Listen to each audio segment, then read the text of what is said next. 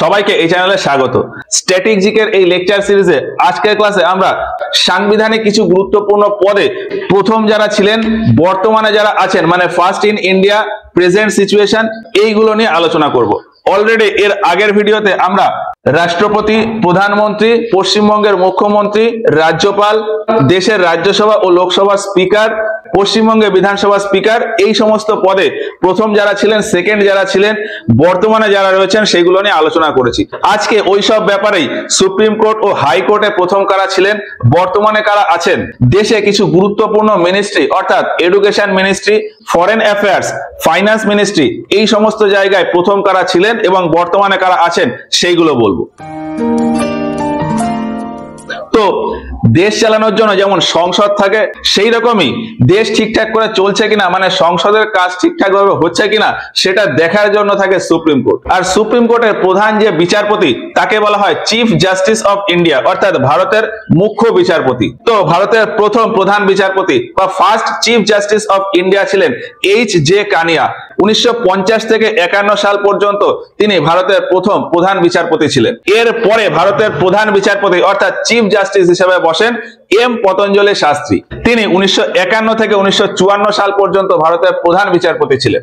বর্তমানে ভারতের প্রধান বিচারপতি বা চিফ জাস্টিস রয়েছেন সঞ্জীব খান্না। 2024 সালে তিনি ভারতের প্রধান বিচারপতি পদে বসেন, আর তিনি ভারতের 51তম প্রধান বিচারপতি। আর কোন মহিলা যিনি প্রথম চিফ জাস্টিস অফ ইন্ডিয়া পদে বসেন, তিনি হলেন ফতেমা বিবি।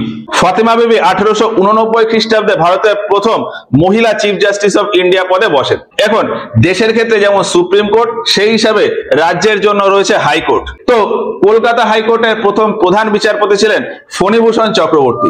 1952 থেকে 1958 এই সময়টাতে Phanibhushan Chakraborty chief justice of Calcutta high court এই পদেও ছিলেন। এর পরে কলকাতা হাইকোর্টের চিফ জাস্টিস হিসেবে বসেন কুলারাচরণ দাশগুপ্ত।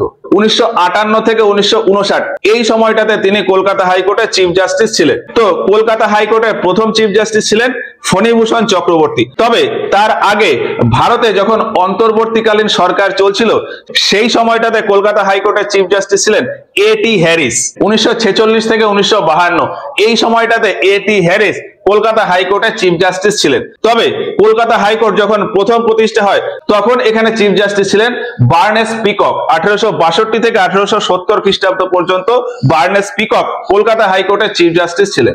আর বর্তমানে এই কলকাতা হাইকোর্টের চিফ জাস্টিস রয়েছেন টি.এস. শিবাজ্ঞানম। তিনি 2023 খ্রিস্টাব্দে 43তম চিফ জাস্টিস হিসাবে নিয়োগ হন। আর এই কলকাতা হাইকোর্টে প্রথম মহিলা চিফ জাস্টিস ছিলেন মঞ্জুলা চেলার। 2014 থেকে 2016 সাল পর্যন্ত মঞ্জুলা চেলার এই কলকাতা হাইকোর্টের চিফ জাস্টিস ছিলেন। এরপর তিনি বোম্বে হাইকোর্টের চিফ জাস্টিস হন। 2016 থেকে 2017 খ্রিস্টাব্দ মঞ্জুলা চেলার বোম্বে হাইকোর্টের চিফ জাস্টিস ছিলেন। তবে এর আগে 2012 থেকে 2014 খ্রিস্টাব্দ পর্যন্ত এই মঞ্জুলা চেলার কেরালা হাইকোর্টের চিফ জাস্টিস ছিলেন। তো সুপ্রিম কোর্ট ও হাইকোর্টের ব্যাপারটা হলো। এবার দেশের ইলেকশনে একটুখানি আসি। সারা দেশে ইলেকশন করানোর জন্য যিনি প্রধান থাকেন, তাকে বলা হয় চিফ ইলেকশন কমিশনার বা মুখ্য নির্বাচক। তো সেই হিসাবে ভারতের প্রথম চিফ ইলেকশন কমিশনার হলেন সুকুমার সেন। 1950 থেকে 1958 সাল পর্যন্ত সুকুমার সেন ভারতের প্রথম চিফ ইলেকশন কমিশনার ছিলেন। এরপর ভারতের মুখ্য নির্বাচক অর্থাৎ চিফ ইলেকশন কমিশনার হন কে.ভি.কে. সুন্দরম। 1958 থেকে 1967 খ্রিস্টাব্দ পর্যন্ত এই কে.ভি.কে. সুন্দরম ভারতের চিফ ইলেকশন কমিশনার পদে ছিলেন। বর্তমানে ভারতের চিফ ইলেকশন কমিশনার হলেন রাজীব কুমার। 2022 খ্রিস্টাব্দে তিনি ভারতের 25তম চিফ ইলেকশন কমিশনার পদে বসেন। আর প্রথম মহিলা যিনি এই চিফ ইলেকশন কমিশনার পদে বসেন, তিনি হলেন ভি.এস. রামাদেবী। 1990 খ্রিস্টাব্দে 16 দিনের জন্য ভি.এস. রামাদেবী চিফ ইলেকশন কমিশনার পদে বসেছিলেন। এরপরে আসি শিক্ষার দিক থেকে। ভারতের প্রথম এডুকেশন মিনিস্টার বা শিক্ষামন্ত্রী ছিলেন মৌলানা আবুল কালাম আজাদ। 1947 থেকে 1958 এই সময়টাতে তিনি ভারতের প্রথম শিক্ষামন্ত্রী ছিলেন। এরপরে ভারতের শিক্ষামন্ত্রী হন কে.এল. শ্রীমালি। 1958 থেকে 1962 এই 4 বছর কে.এল. শ্রীমালি ভারতের শিক্ষামন্ত্রী ছিলেন। বর্তমানে ভারতের 28তম শিক্ষামন্ত্রী রয়েছেন ধর্মেন্দ্র প্রধান। 2021 সালে তিনি শিক্ষামন্ত্রী পদে বসেন। আর ভারতের প্রথম মহিলা শিক্ষামন্ত্রী ছিলেন শীলা কল। 1981 থেকে 1984 খ্রিস্টাব্দ পর্যন্ত শীলা কল ভারতের প্রথম মহিলা শিক্ষামন্ত্রী ছিলেন। এবার দেশ চালানোর জন্য সব থেকে গুরুত্বপূর্ণ যেটা, সেটা হলো পয়সা। আর টাকা পয়সার হিসাব এবং তাকে ম্যানেজ করার জন্য সবার উপরে থাকে ফাইন্যান্স মিনিস্টার। তো ভারতের প্রথম ফাইন্যান্স মিনিস্টার ছিলেন আর.কে. শানমুখম শেট্টি। 1947 থেকে 1948 ভারতে অন্তর্বর্তী সরকার থাকাকালীন তিনি ভারতের প্রথম ফাইন্যান্স মিনিস্টার পদে বসেন। তারপরে ভারতের ফাইন্যান্স মিনিস্টার পদে বসেন জন ম্যাথাই। জন ম্যাথাই 1948 থেকে 1950 খ্রিস্টাব্দ পর্যন্ত ভারতের ফাইন্যান্স মিনিস্টার ছিলেন। বর্তমানে ভারতের 39তম অর্থমন্ত্রী বা ফাইন্যান্স মিনিস্টার রয়েছেন নির্মলা সীতারামন। 2019 খ্রিস্টাব্দে নির্মলা সীতারামন অর্থমন্ত্রী পদে বসেন। এবার ভারতের সাথে আন্তর্জাতিক সম্পর্ক বজায় রাখার জন্য ভারতে একটা ডিপার্টমেন্ট থাকে, তাকে বলা হয় ডিপার্টমেন্ট অফ এক্সটার্নাল অ্যাফেয়ার্স।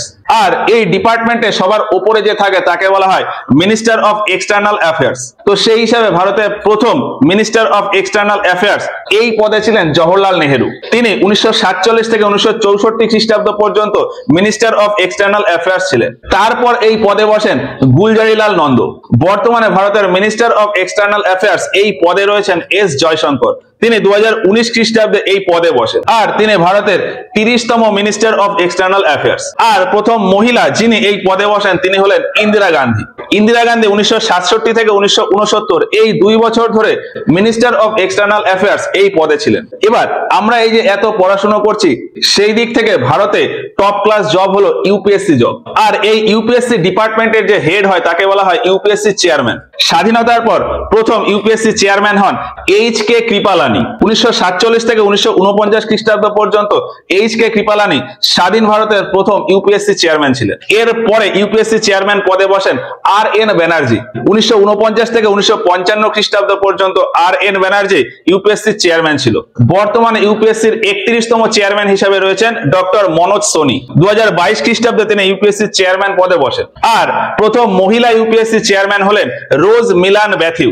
1992 থেকে 1996 খ্রিস্টাব্দ পর্যন্ত রোজ মিলান ব্যাথিউ ইউপিএসসির প্রথম মহিলা চেয়ারম্যান হিসাবে ছিলেন।